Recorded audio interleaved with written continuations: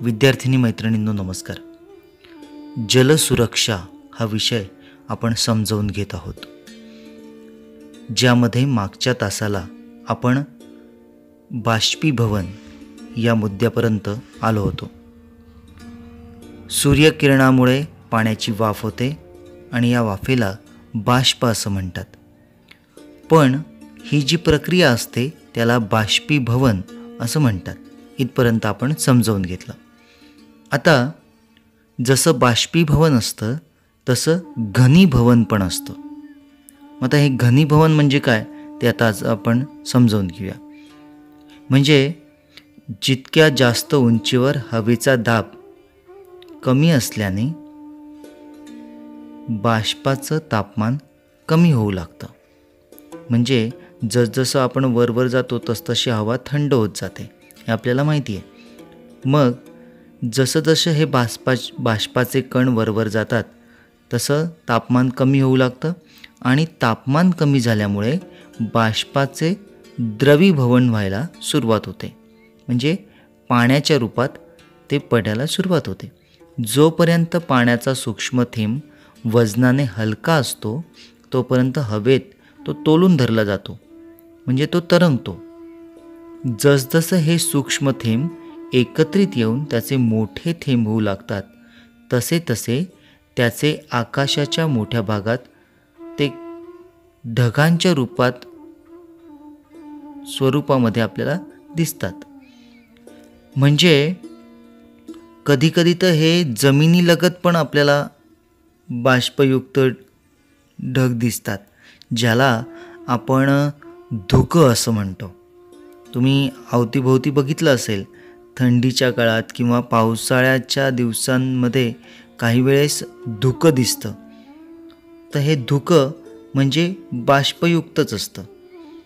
वाऱ्यामुळे या बाष्पाचं वहन होत असतं, ते वाहत असतात. ढगांमधील पाण्याचे सूक्ष्म बिंदू आकाराने आणि वजनाने वाढतात, एकमेकांवर आपटतात आणि अनुकूल परिस्थिती त्यांना मिळाली की पृथ्वीवर पर्जन्यवृष्टी म्हणजे पाऊस म्हणून ते पडतात. आता या पर्जन्याचे विविध प्रकार आहेत. म्हणजे तुम्ही बघितले असतील तर त्याच्यापैकी पाऊस हा तुम्ही बघितला आहे. पण पाऊस आणि गारा असा प्रकार असतो. गारा म्हणजे बर्फाचे खडे हे आकाशातून पडतात. आता त्याचे आकार काही ठरलेले नसतात, पण हा गारा हा बर्फाचे खडे असतात किंवा त्यांची मिश्र स्वरूपातली पण वृष्टी होते. म्हणजे पाऊस पण पडतो आणि गारा पण पडतात. आता गारा म्हणजे मी जसं आत्ता सांगितलं तसं बर्फाचे खडे असतात, पण हिमालयामध्ये हिमवृष्टी होते. आता हिमवृष्टीमध्ये गारा फार कमी पडतात, पण तो अलगद असा बर्फाचा पाऊस पडतो. आता या दोघांमध्ये खूप फरक आहे, पण हे सगळे प्रकार पावसाचेच प्रकार आहेत. हे प्रकार हे पृथ्वीवरील वातावरणाच्या भिन्न भिन्न परिस्थितीनुसार पडताना आपल्याला दिसतात. मैत्रिणींनो, आकाशामध्ये तुम्हाला ढग दिसतात. आपण जलसुरक्षा या विषयामध्ये जलचक्र समजावून घेत असताना अनेक वेगवेगळे पैलू बघितले. मग त्याच्यामध्ये ढग हे आपल्याला माहिती आहे की आपण लहानपणापासून समजलो आहे की आपल्याला पाऊस कसा पडतो. मग ती पाण्याची वाफ होते, मग वाफेचे ढग तयार होतात आणि ढगांना गार हवा लागली की त्याचा पाऊस पडतो, हे आपल्याला माहिती आहे. पण आता आपण त्याचा जास्त खोलात अभ्यास करणार आहोत, डिटेल स्टडी करणार आहोत. मग आता मला सांगा, ढग हे तुम्ही लहानपणापासून बघत आले आहात. त्या ढगांचे वेगवेगळे आकार बघितले, त्या वेगवेगळ्या आकारांमध्ये असणारे ढग, वेगवेगळ्या रंगाचे ढग. आता हे जे काही ढग आहेत, हे ढग म्हणजे नेमकं काय असतं असा प्रश्न तुम्हाला कधी पडला आहे का? कारण जितके प्रश्न तुम्हाला पडतील आणि त्या प्रश्नांची उत्तरं तुम्ही शोधायला लागलात की तुमचं ज्ञान हे विकसित व्हायला सुरुवात होते. मुळात आपल्याला असे प्रश्न पडले पाहिजे आणि त्या प्रश्नांच्या उत्तरापर्यंत आपण पोचलं पाहिजे. मग माझा असा प्रश्न आहे की ढग म्हणजे नेमकं काय? तुमच्यापैकी माहिती आहे कोणाला? चला तर मग आता आपण समजावून घेऊया ढग म्हणजे काय. आकाशात जमून येणारे ढग हे सुद्धा पाण्याचंच एक रूप आहे. सूर्याच्या उष्णतेमुळे पृथ्वीच्या पृष्ठभागावर तसेच समुद्राच्या जलपृष्ठावरून पाण्याची वाफ होते. ती हलकी असल्यामुळे वातावरणात वरवर जाते.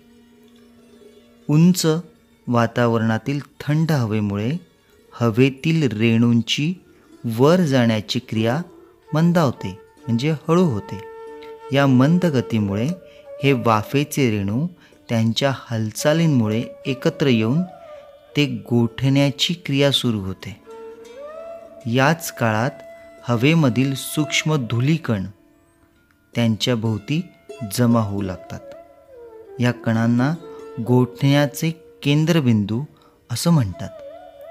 अशा प्रकारच्या अनेक सूक्ष्म कणांजवळ जमा झालेले बाष्प एकत्र येऊन त्याचे घोस किंवा ज्याला आपण म्हणू पुंजके असे तयार होतात.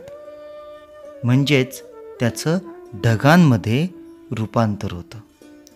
अशा प्रकारे ढग तयार होतात. मग आकाशामध्ये ढगांचे 2 प्रकार आपल्याला बघायला मिळतात. म्हणजे पहिला जो भाग आहे तो म्हणजे महाकाय किंवा प्रचंड मोठे ढग.